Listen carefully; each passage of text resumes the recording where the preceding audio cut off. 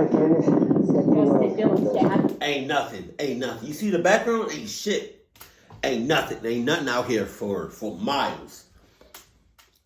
Dang, best believe if I was a police officer and I come out here to this house or wherever they at, I'm leaving with somebody in handcuffs. I'm not about to just come out here and I'm coming back empty-handed. I'm coming back with somebody in handcuffs. You didn't see anybody else around here? His truck is there. Yeah, I know. That's what makes it so weird. Cool. And he got screwed up. And it's just one thing after another. Yeah, but he's a friend of mine. Sure. You don't get rid of friends. Nobody's heard from him. Oh, they got a dog. Well, that's not uncommon for Dylan. I don't trust anybody much. I won't say they did it. It was the eve of summer 2022 in Box Elder County, Utah, like the remote of remote Utah. A search was ongoing as 19-year-old Dylan Rounds had gone missing in an area that's like too vast to even comprehend.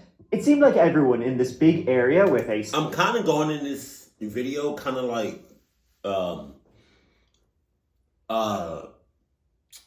not knowing nothing. And I say that because I downloaded this video like, a while ago, and I forgot the title of it. And so this is just like, I hope this is good, but it's that chapter. He's making a video. And all his videos are great, but I don't know, I have no idea what this video is about because I forgot the title of this video is. Small population was out there to help. But little did the police know that one member of their search party was hiding a horrifying secret. I kind of realized that I cover more stories from small towns and these middle of nowhere. Oh, this is that, this is gonna be like one of those videos where it's like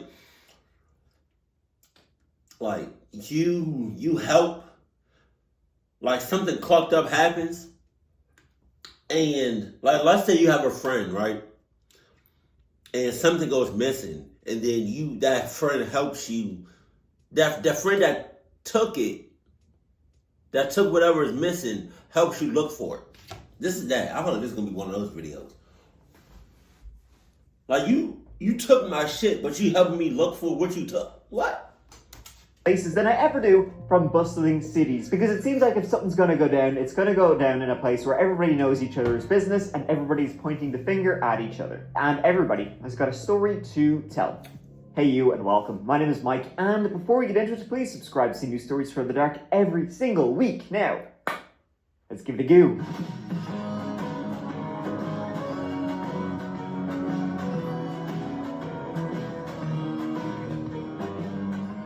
It was Memorial Day 2022 that at around 2 p.m, 19-year-old Dylan Rounds was reported missing. Dylan had been living in Lucin, Utah, a place that, had once been one of them stops along the old railroad. But now it's not a place you want to stop, at all, whatsoever. No. It's in northwest Utah, a place close to the Nevada border, and it's a place where, you'd have a hard time playing I Spy, because there's nothing at all to spy. Oh God, hell no! It's just so empty. So when this young fella vanished, well, it was quite the mystery, folks. Dylan Rounds was living out here by himself, and he was originally from Rigby, Idaho, a 4-hour drive away to the northeast, and his family still lived there. He had come all this way to work a farm by his lonesome. He was mad about the farming, couldn't get enough of it. He'd be out there, doing farming things. And everyone would describe him as he was a farm boy at heart, very hard worker, very dedicated. See, when Dylan's grandfather, his dad's dad, purchased the land, originally, he basically gave Dylan the opportunity, here's a big opportunity, you want to work by yourself? Dylan said, hell yeah. He jumped at it. He wasn't interested in being, working a 9-to-5-er. He wasn't interested in, going out there and meeting ladies. He was interested in getting into the farming. So Dylan was now in the ghost town of Lucin, running the 600-acre farm by himself. And it would take a lot, to get going. It would take a couple of years for it to really... 600 acres?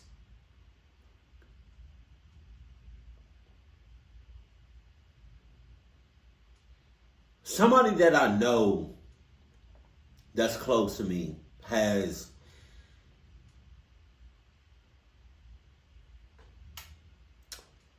give or take 20 acres. And that's a lot of land. I can imagine how big the land. I need to put that into perspective. 600 acres. Take off as the land wasn't the most like arable out there. But Dylan, one thing you'd say about him, well, I already said it, so I'll say it again. Hardworking, dedicated, determined to make it work.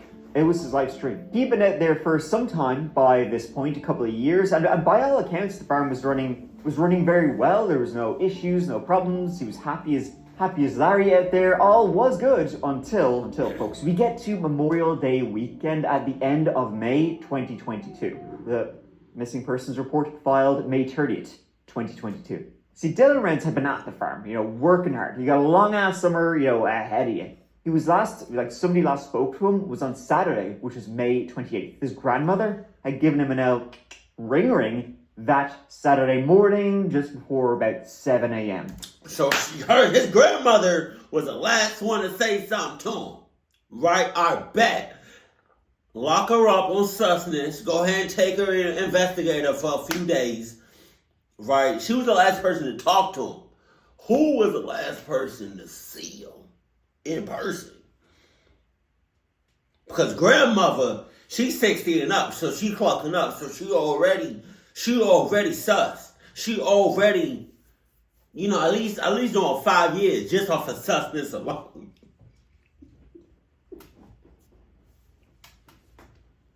Oh God.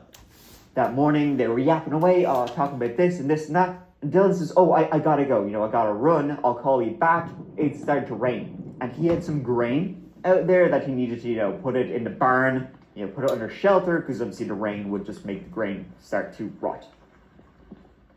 He had been in his camper and was going to drive the 5 miles from there to his farm. Now, he didn't stay at the farm full time. He would couch surf a lot and stay with his friends. This trailer didn't have power or running water, but this weekend he had been there, and it was there he disappeared.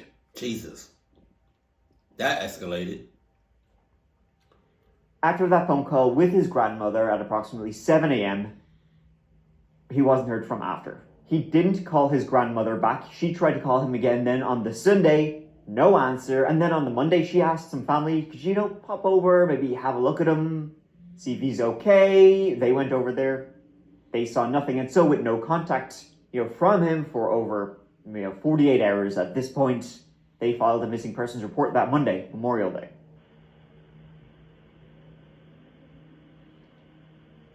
I'm glad this real. Hi, Candace. Hi, Candace. Dylan's dad. His yards is his last location. His camper is about 4 miles back up this way by his pond, and we're really thinking he might have taken off across. An officer showed up to the area at 5:36 p.m. that day and met Justin's parents there, who had just made the 4-hour trip from Idaho. His mother, Candice, and his father, Justin. And neither of them could really think of where he could be. And Justin loved the farm. It's not like he would run away or whatever. Soon, a couple of locals who knew the farm and the area showed up to help. One was Don Hatley and the other James Brener, who went by Jim. And both knew the area quite well. But that's his closest cell phone, Pete. Not in town, it's out here. Mm-hmm. Off of that road. So are you guys, I can't tell if it's hot or cold out there, because this dude got short sleeves on, but he bundled the hell up. So what we talking about? This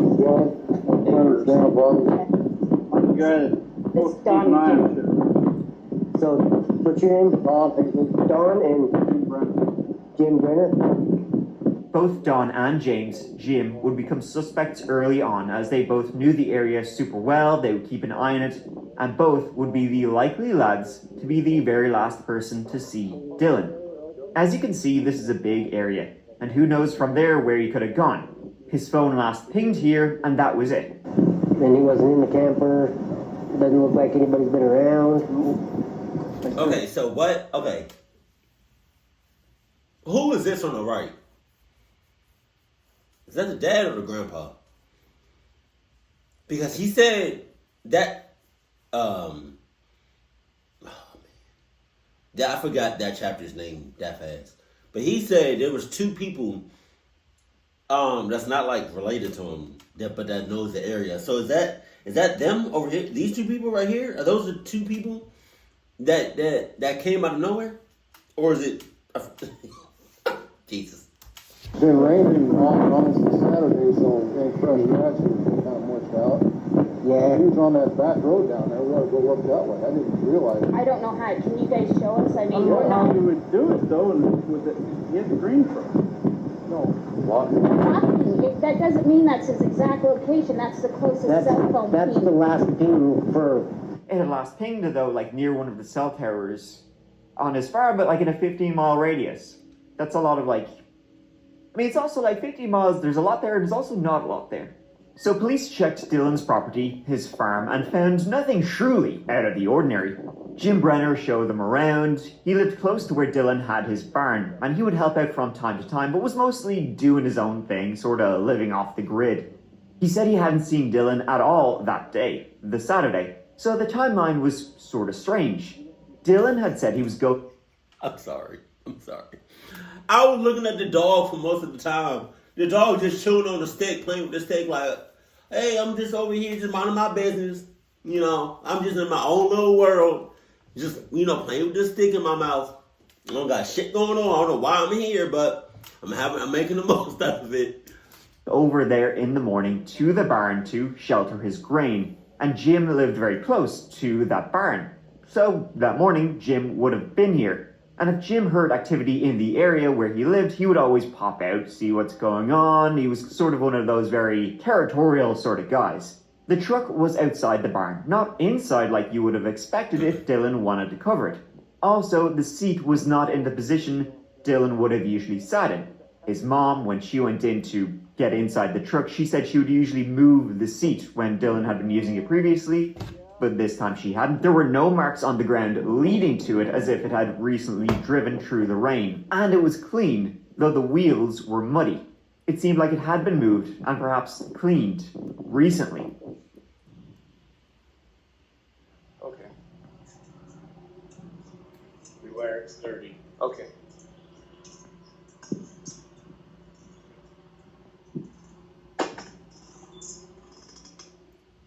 There was no signs of a struggle in Dylan's camper where he stayed, nothing to indicate foul play. One thing that was strange though was that when his camper was searched initially, his gun wasn't found. He had a handgun, it wasn't there. But then, a couple of days later, it somehow mysteriously reappeared inside Dylan's camper. I bet. So, the 4 people from a couple of minutes ago, it was the woman, I don't know if that's his mother or not, but it was his woman and like 3 other guys. I said 3 other guys. It was 4 people altogether that the cop was talking to. Go ahead and lock them up on sussness. They in cahoots, probably. They at least give them at least like 5 years minimum for being sus. Damn. Just saying, excuse me. No one knew who put it there, who put it back. My mother came here. She was real bad arthritis. My sister was here. We were all out searching. She used the bathroom. Dylan hadn't flushed it this seat. It was really nasty. So my sister went in and cleaned it. Still no gun. Later, my son and JD came in, and the gun was sitting on the sink. It's outside of the bathroom, but right by the bathroom door where the toilet and the shower is. It's the sink. It's not in the bathroom. The gun was sitting right there with the clip outside of it. Okay. It was like he just, UFOs. I mean, this is the kind of place where you get all that kind of UFO shite, so. But the firearm had been wiped clean, so unfortunately, there were no fingerprints to test and see who had last touched it. But a firearm doesn't just appear out of nowhere.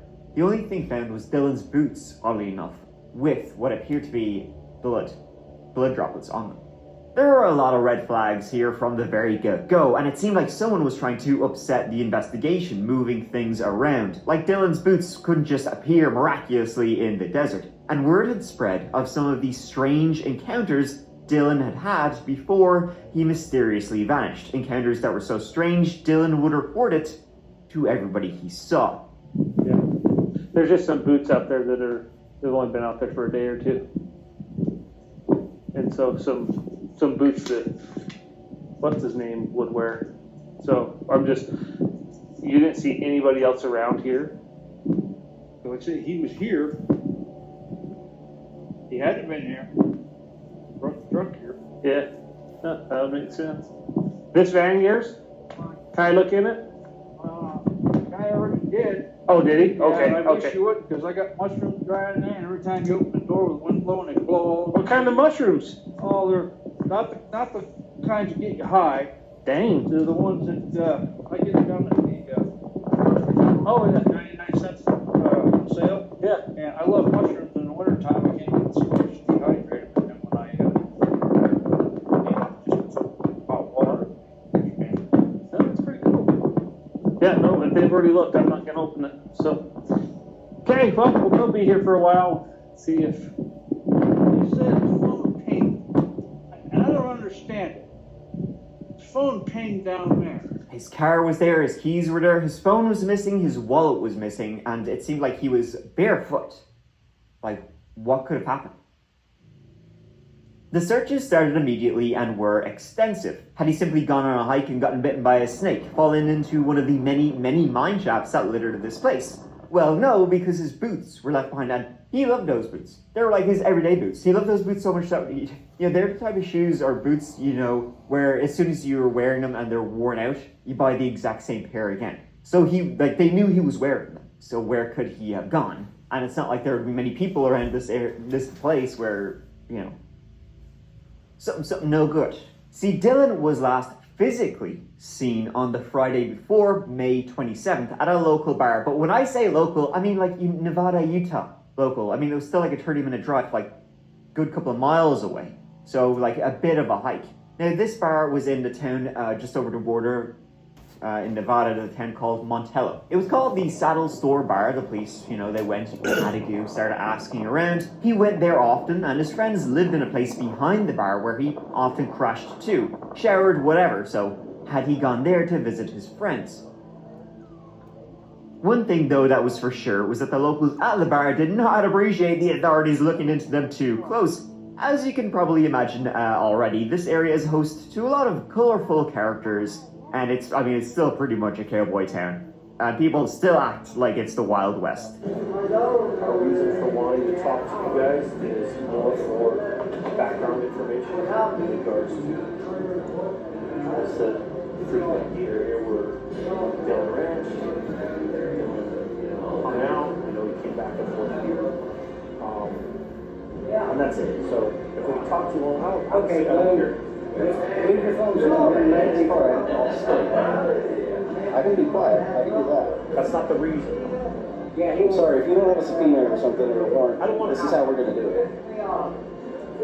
Hey, we are happy to help try and find Dylan. That'd be great. Well, my uncle is friends with him, but which uncle is that? at the church, at the moment, we're getting a lot of attention from the police in Greenville, Missouri. All right, so here's This is a whole nother other story. Like, why are they so damn defensive?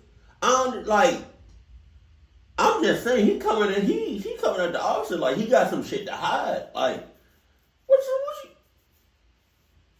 what's in the basement? Here's part of that. As much as we want to find out who's responsible for it, we want to find out who's not responsible for it and make that known. And I'm willing to just be completely honest with you about everything. I have no reason to bullshit you or lie to you about it. It's just good moral enforcement practice when we can. And so if you understand that part, then I would hope you would appreciate that, like, we're not here to cause trouble for you, other than to just get you off the ass. And I can appreciate the fact that you've got a lot of people calling up your ass, and God knows there's a rumor mill around this small area that's talking about all sorts of crazy shit. Well, no one had seen him in the bar, and him going to the bar actually seemed like it's kind of out of character for him. Like, his grandfather was very religious, didn't know Dylan drank, but, when the cat's away, This is one of many searches done for the family of Dylan Rounds. His mother joined authorities to search along the Nevada-Utah border. 19-year-old Rounds had his own farm near the small town of Lucin in northwest Box Elder County. Either, what's his name, Dylan? I forgot. I'm sorry. Either this kid is,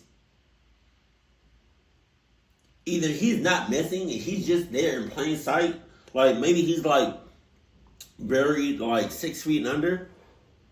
But like, alright, maybe he is missing and somebody took him. But the only thing about that is where he's at, his farm, it ain't nothing for miles. So they would have to take him far away unless he's right there on the property and they just don't know it. His family were soon offering $20,000 for his safe return. That would later be increased to $100,000. And you can only imagine, like, what's going through, the family's minds as all of this is happening. Like, the searches were going nowhere very fast because it seemed like there was nowhere to really kind of start. I mean, even just looking around in this place, it's so unbelievably big. It boggles the mind, and it just seemed like he had just vanished into thin air. It truly seemed inexplicable. But as we were coming, I saw these fans all rush back here. I took some pictures, sent them to show. Everybody was telling everybody not to touch them, but we got a hammer to see if it was the size of Dylan, and it's not. It was a bigger size of pants. And I texted Brian that. The crotch is blown out, nobody touched it, we just used the claws. There were false sightings. Searchers out there would find items of clothing, but it would end up being unrelated. It was an extremely frustrating search, and everybody seemed to have a theory about what happened to Dylan Rounds, and point fingers at someone who they believed had been involved in Dylan's, unfortunately as time went on, likely murder. Everybody became a rubbernecker, everybody became a looky-loo in this case. Small town farmers and all this kind of stuff. Everybody had whispering theories, pointing fingers at one another and the other and such. Rumors abounded in the early stages, and even the late stages of the curious case of Dylan Rounds. See, the investigation deepened quickly, and foul play, as you can imagine, became the dominant theory.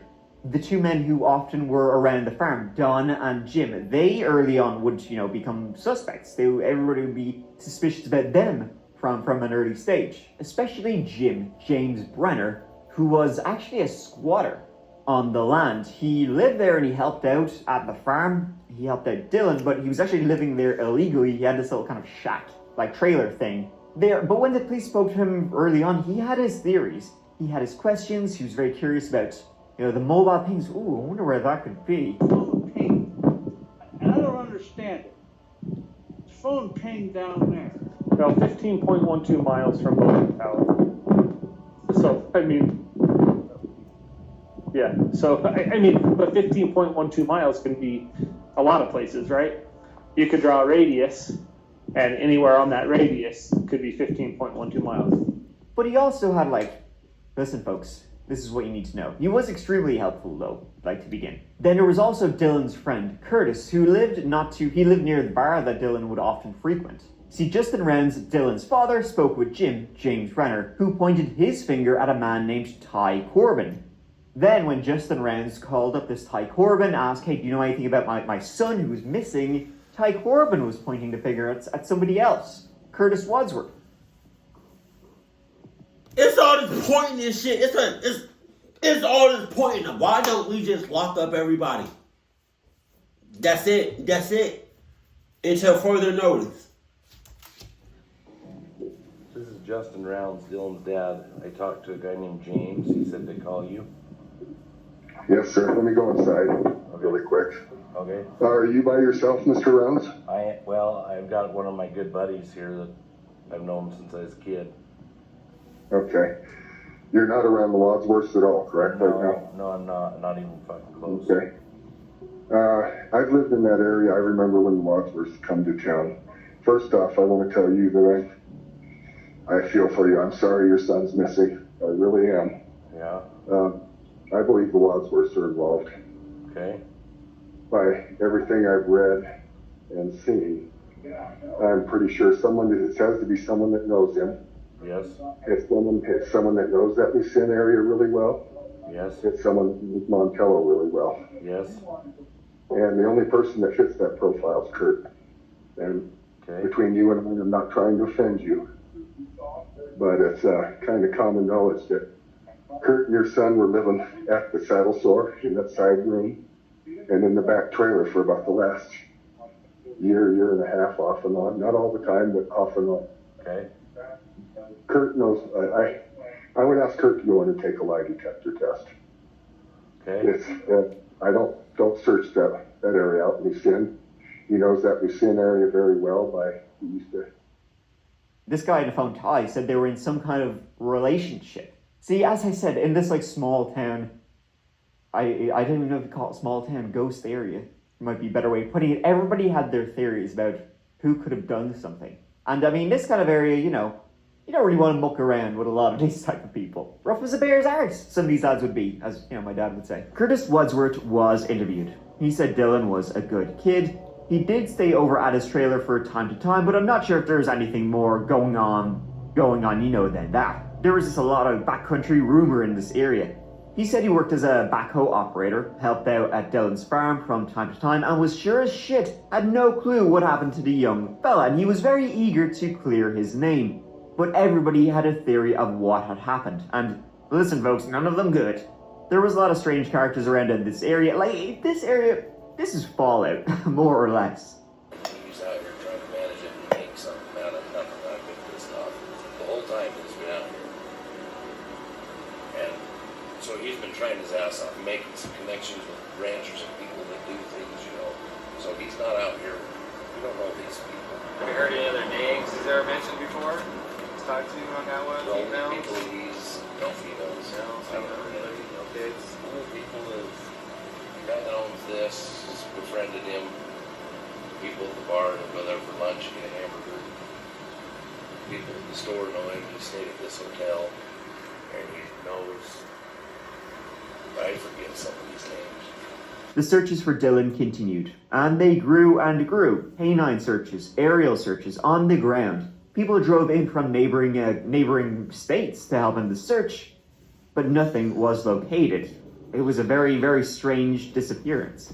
The long-abandoned mine shafts became a leading theory that his likely body at this stage, had been dumped down one. Dylan seemed like a smart, ambitious, and dedicated young fella, running this farm all by his lonesome, in an area he didn't really know that well at all, surrounded by strangers. But it seemed like he was doing a good job at settling in and making friends all around them. Unfortunately, he made one he shouldn't have. A man with a checkered past and a deadly temper. Like, something else that happened not long before Dylan disappeared is that he had been driving down the road. Dylan would tell the story to his family before he disappeared that he had been driving down the road this day, and as he had been driving, he had seen somebody off to the side of the road who flagged him down. This guy was walking along the side of the road barefoot. Dylan pulled up alongside him, and Dylan would say this guy was acting really, really erratically and was sort of demanding, phone now, phone me, gimme. Dylan was worried about this guy, and he said when he was relating the story to other people, he said he refused to give this guy a ride, though it seemed like he did actually give him a ride. Maybe he was just embarrassed that he gave this guy a ride. So who was this strange guy Dylan was telling the story about? Curtis. Before he disappeared. Because this guy was later seen in that bar in Montello, Nevada, where Dylan would often frequent, asking about him. And then somebody else would give this strange man a ride to Dylan's trailer. Who the shit is this guy, and what's his relationship with Dylan? Dylan was telling everybody he was a crazy guy who tried to pull him over on the side of the road, and Dylan just drove off. When in reality, Dylan actually did give him a ride, and then he later showed up at Dylan's place. 5:25 is when Dylan ran into Chase with the desert and called me right after. Do you guys know Chase? We know Avi. He's Stills. Yeah, that's what we. What about Dylan? You guys know Dylan at all? Never heard of him. Chase. Yeah. So Chase is out on that ranch out there. Is that what you're saying? Somewhere out there. Okay. Because he was supposed to be in Idaho. He was later tracked down, and his name was Chase Venstre. and he had a wicked history, including police standoffs that required SWAT involvement, and he had multiple felonies. He had active warrants from Montana and the US Marshal's Office. How well Chase and Dillon knew each other, though, it's sort of unknown. And get this, Chase was also somebody that James Brener, had mentioned when the police had shown up to investigate Dillon's disappearance. Say this Chase Vector. If you look up 2016 in August, the SWAT team was called to his father's house. They finally got a warrant to get in there. They didn't find him. They went back in. He was up in the attic, laid in the rafters, insulation. As I said, the night before he disappeared, Dillon had gone to the bar. Jim told police that Dillon had been in there bragging about how much money he was making. Something Jim would say, well, not the kind of bar where you want to be bragging about how much money you're making. A lot of shady people will be passing through there, I guess, and you do not want them to know what's in your wallet, let me know. Alrighty. Like I say, don't go in the bar, brag about how much money you're making, especially. This Jim guy says that Dillon in the town, bar, whatever, bragging about how much money he makes, this and that. But it doesn't really sound Chase Venstra did come forward when he heard the police were looking for him and said he had nothing to do with whatever happened to Dillon. I've been drugged through the mud with this thing with Dillon. Maybe it's not him, and maybe it's Curtis. Maybe I'm putting my money on Curtis. I'm gonna say Curtis. Who y'all got your money on? Let me know. You guys know that I'm innocent.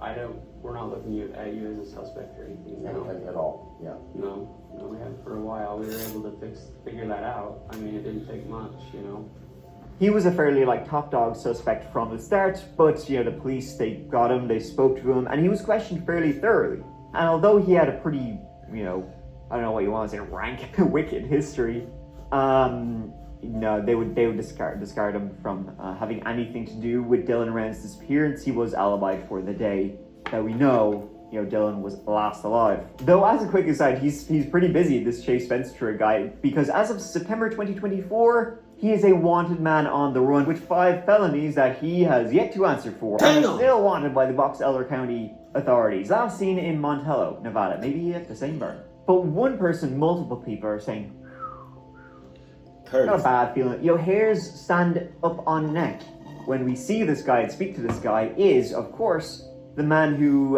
has many other names on his lips. 58-year-old James Brener, the guy who was saying, oh, interesting, being very helpful, but maybe you should look into this guy. Maybe you should look into this guy. Oh, I had a bad feeling about that guy. James Brener had a lot to say about others, and it would turn out that others would have a lot to say about James Brener. Okay. pretty good guy. He's kind of a little bit rough. Yeah. James was squatting on the land. He lived in a trailer that was right beside where Dillon would have placed his grain to shelter it. And Jim, he also had a number of previous convictions, and even an active warrant. But one thing that would later stand out was Don Hatley, the other guy who would, be in the area. Don Hatley was a friend of the Dillon Rounds' grandfather, so he would kind of keep an eye on the area. Well, Don Hatley would later have a bit of a chinwag with the police, and he would say, folks, isn't that funny that after Dillon Rounds disappeared, James Brener gave me some firearms to hold on to for him. Maybe James didn't want to be found with these guns. It was pretty interesting. And James, as a felon, was not allowed to have firearms.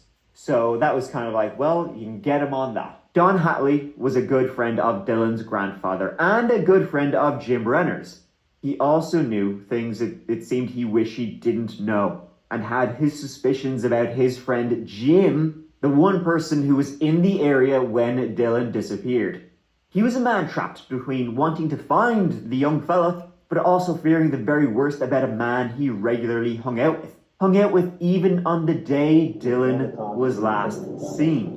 But I also want to say that if there's anything you know that you're not telling us, or anything that either you haven't told us the truth about, or things that you haven't told us that we would want to know.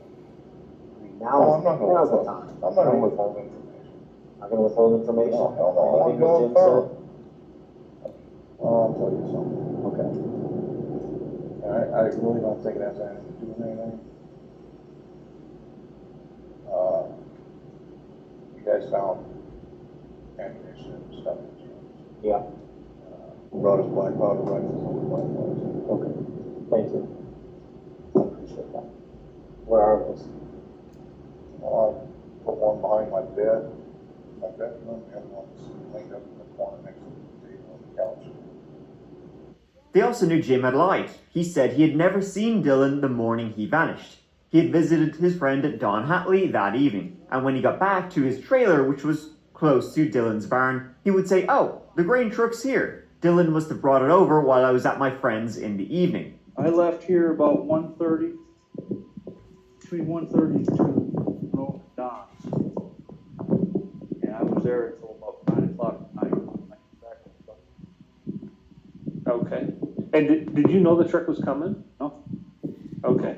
Dylan don't tell anybody what he's doing. Okay.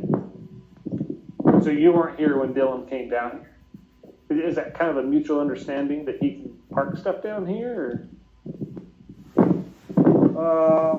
Yeah, but he's supposed to let me know about it, a day ahead of time, because I was building a chicken coop in there. I don't know if you've seen it with all my tools on it. Oh, yeah. And I had it right in the middle, so I had light. He pulled everything out. He knocked my horse corral out. But that wasn't true. We know Dylan had brought it over in the morning, as he'd mentioned it to his grandma. I would hate to be an officer because it's like, there's a whole lot of he said, she said this shit. And I'm just like, lock everybody on site. Just lock them up. Lock them up until somebody says something. Like, I'll be that type of cop. Like, it's a lot of miscommunication going on. And I don't got time for this shit.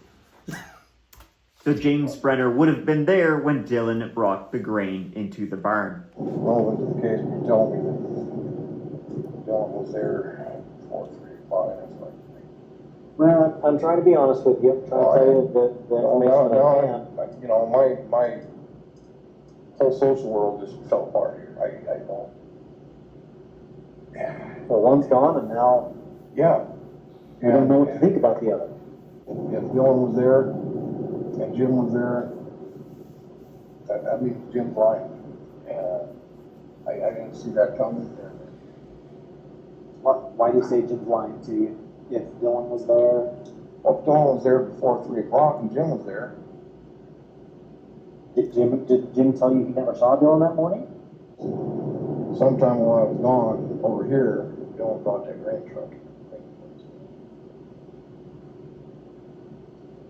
Well, that's why I asked you the other questions of could he be at that property for a long period of time without Jim knowing. I don't think so, because I think if I were to walk onto his property, he'd be out there within 2 minutes.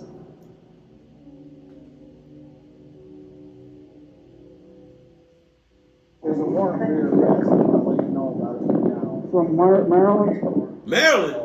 Maryland, what's up? What's up? Shouts out to everybody from Maryland. What's going on? What's up, player? How you doing from the DMV? What's going on, PG County? What's good? Yeah, good job. Oh, God damn it. So what I want you to do, I know before you try to place your hands on your head for me, interlock your fingers, okay?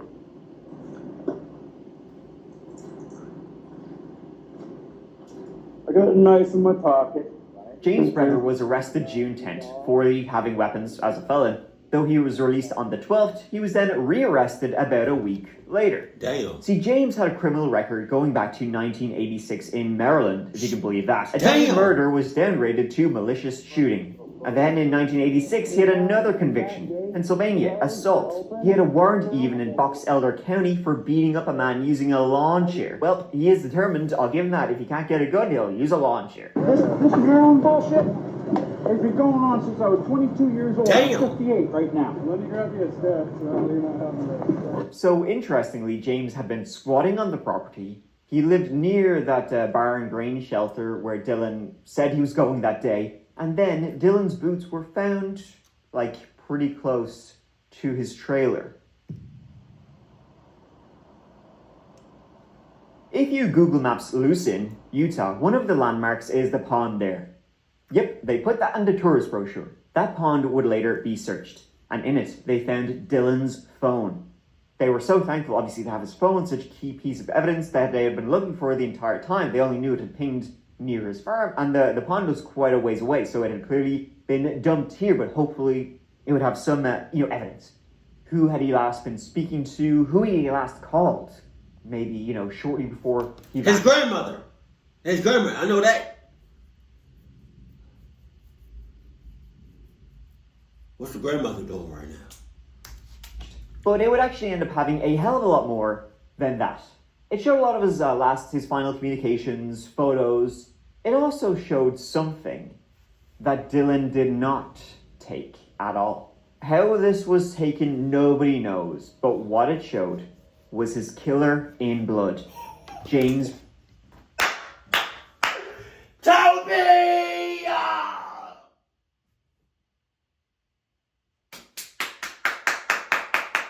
Let's go, Toby!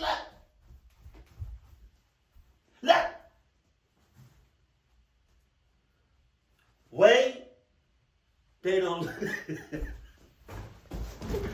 Oh, my God. Oh, man, you clucked up, huh? You clucked up, huh? Who is this? Who is this? Oh, Now, what do we do now? Brener, covered in blood, cleaning a firearm. And this was taken the day Dylan vanished. It's just one thing after another. But Is that him? Is that him? It looks like him.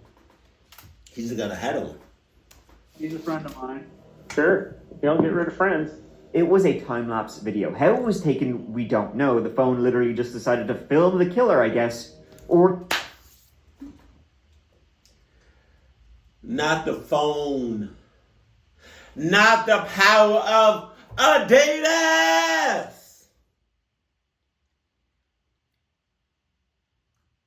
Not the power of Adidas. The Adidas gods turn on that camera and say he thought shit was sweet. James Brener had accidentally swiped or pressed the button, and it was timestamped at 7:27 a.m. on May 28th, half an hour after Dylan ended his call with his grandmother. The shirt James was wearing was later examined and found to have Dylan's blood on it. James Brener's cellmate, while James was in prison on the felony weapons charges, his cellmate would later want to speak with the police also, saying that, oh yeah, James Brener, Jim, yeah, he told me all about how he murdered Dylan Rounds. Did you have any guess why the Box Elder County Sheriff's Office would maybe want to talk to you about anything? Yeah, kinda. Okay. What's that, you think? My cellie, Who's that? James Brener. Okay. Do you think you have anything you might be able to help us? Maybe. What's that? 2 different locations where a body might be. Oh, yeah? Yeah. Where are those? West Desert. Well, okay. That's all. How you don't give up vital information like that without asking for nothing in return? You know? I'm gonna need, alright, if I'm gonna give you this information, y'all fine. I'm gonna need y'all to come back and talk to some judges or talk to like the mayor or whatever and knock off a couple of these years so I can come home next year and do right. You know? Maybe cluck some itches. No, maybe cluck some clutches. Yeah. And some holes and all that. You know, I'm trying to get my ick wet. Just like me. I'm tired of rubbing up on some guys. I need some ussy pause on all that. I need y'all to knock off a couple of these years. I need to go to the strip club. I need to get my it wet. You know what I mean? I need this $3,000 laptop that I need to further my YouTube career. Oh, God. You know, I need Adidas for life. Bet, right? Anything Adidas comes out, I need to be the first one to have it. You know what I mean? All that. I need the brand new Toyota cars, lifetime. Yup, all that.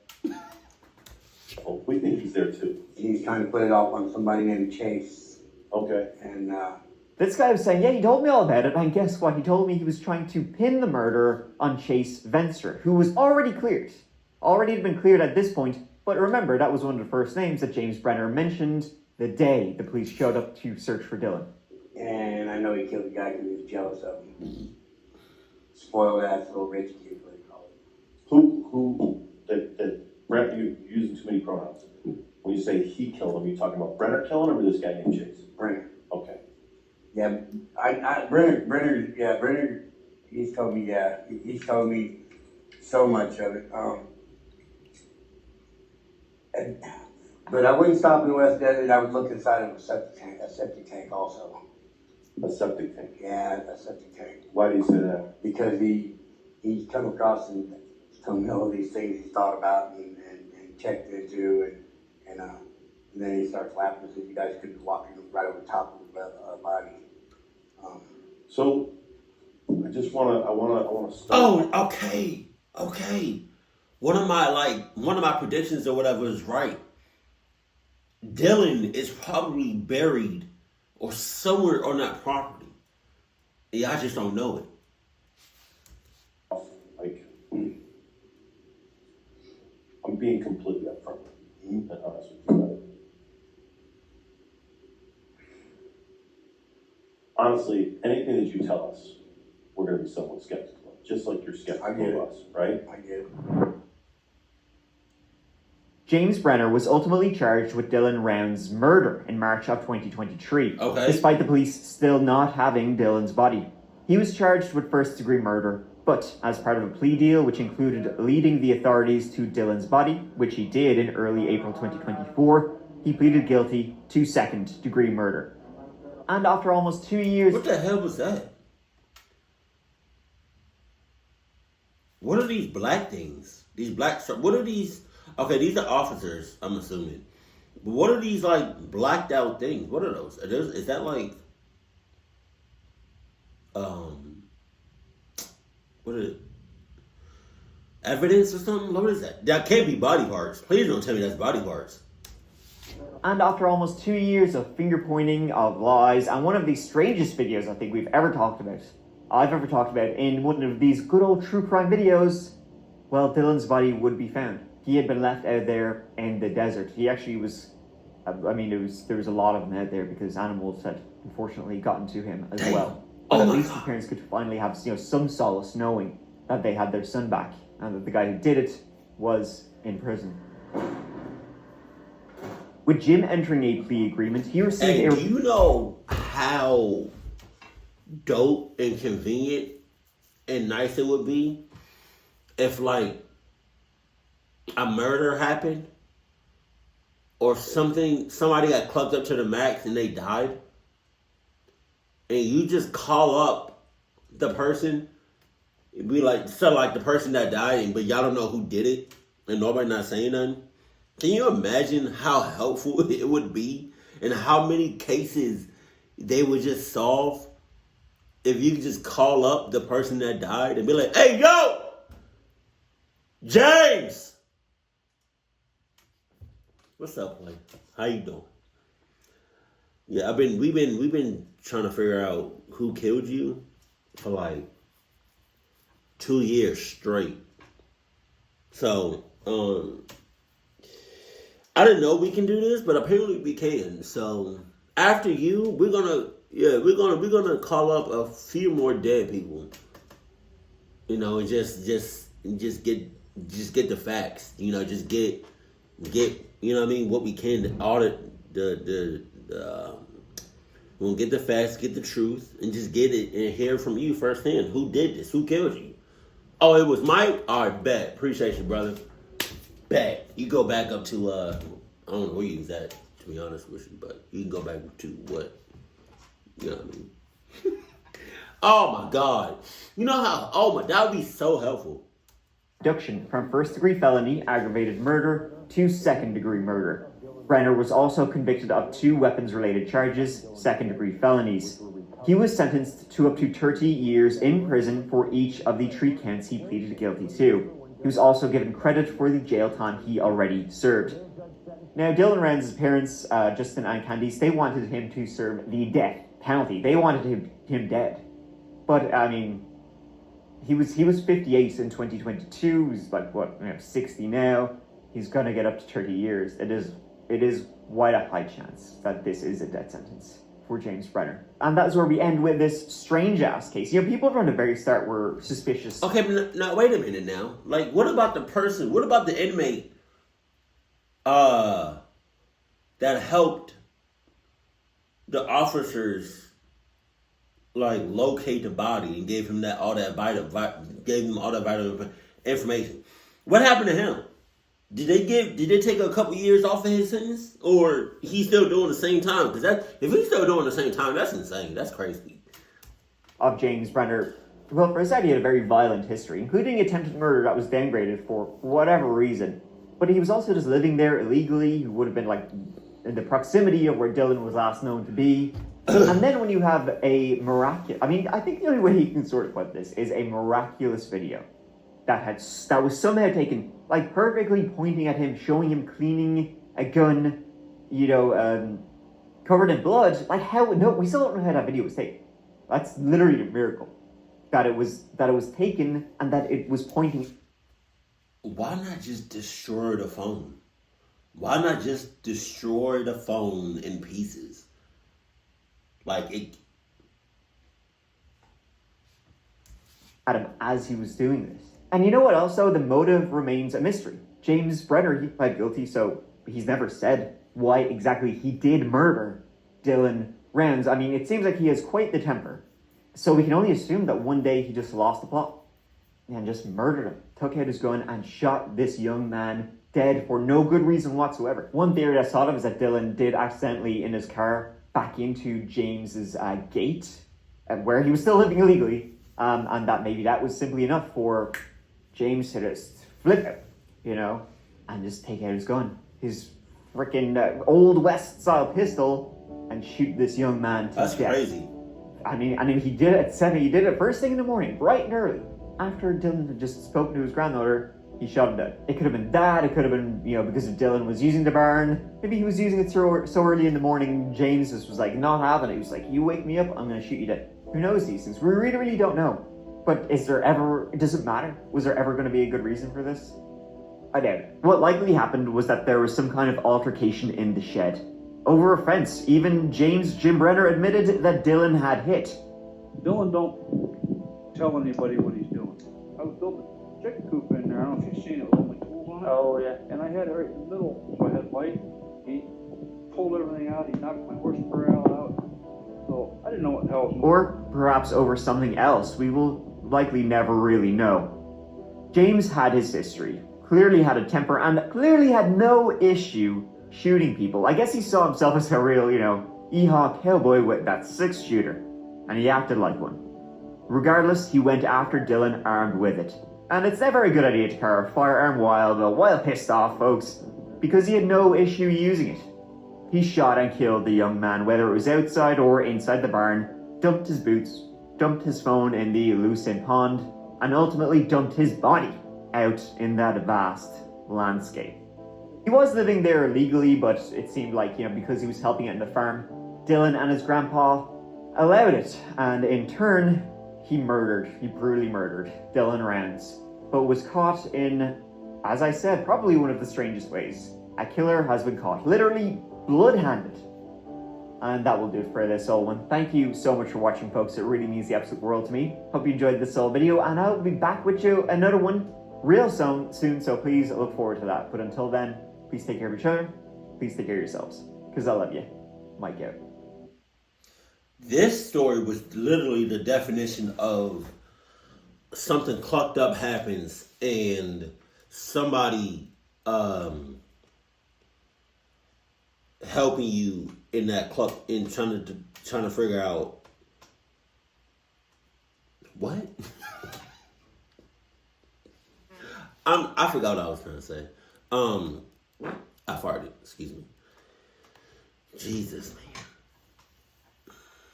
You know, another thing I don't like is when people, they do,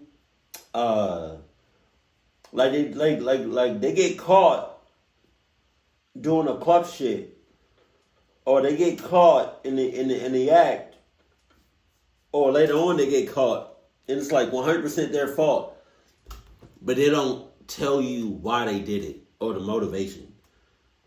Cause ain't no way you just woke up one morning and be like, "Yo, I'm about to shoot this kid." Like, what? That's not down. Nah. But that's crazy. That's crazy. How you going? You wouldn't think, man. Thank God for that inmate that helped the cops. But like, that's some cluck shit. How you gonna help me try to figure out who did this whole time? You did it. You right in front of my face. Insane. And I mean, I want to say, truth be told, he probably was jealous of Dylan. You know, that don't give no reason to, end his life. But damn. Keep it cool, keep it classy, and I love you, stay happy. If there's a very specific that chapter video you want me to react to, or just, random videos from his, let me know that in the comment section below. Keep it cool, keep it classy, and I love you, stay happy, my family.